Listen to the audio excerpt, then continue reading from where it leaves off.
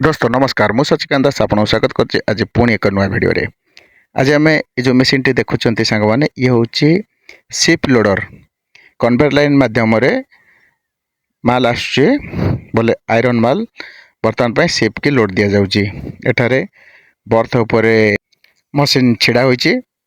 एही ship loader machine माध्यम ship को लोड कर दिया जाए। बर्तमान पे कन्वेयर लाइन माध्यम आयरन माल आसुचे और जहाज को लोड दिया जाउची। एही मशीन तार आवश्यकता अनुजाई जहाजर हाच भीतर को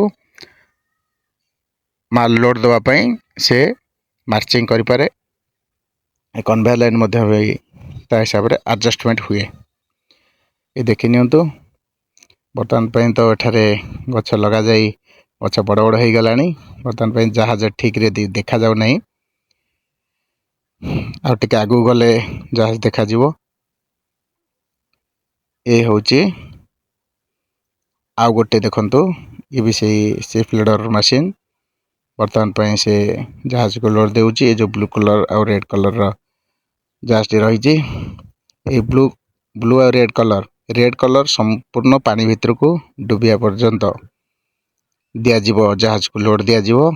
ये होची जहाज रो केते लोड नहीं पारिबो से हिसाब रे मेजरमेंट करा जाए। ये देखि नियंतु मशीन टी बर्तमान पे इठी लोड देउची।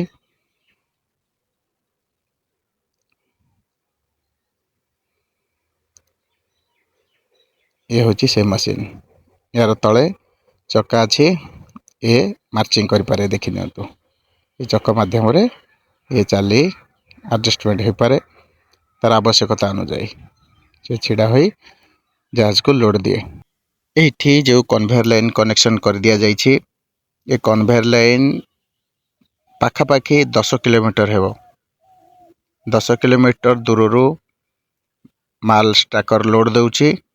कन्वेयर लाइन माध्यम रे यह शिप लोडर पाखक बा बर्थ पाखक आसी एठारे जहाज को लोड दिया जाउछि। रहुछि जय जगन्नाथ।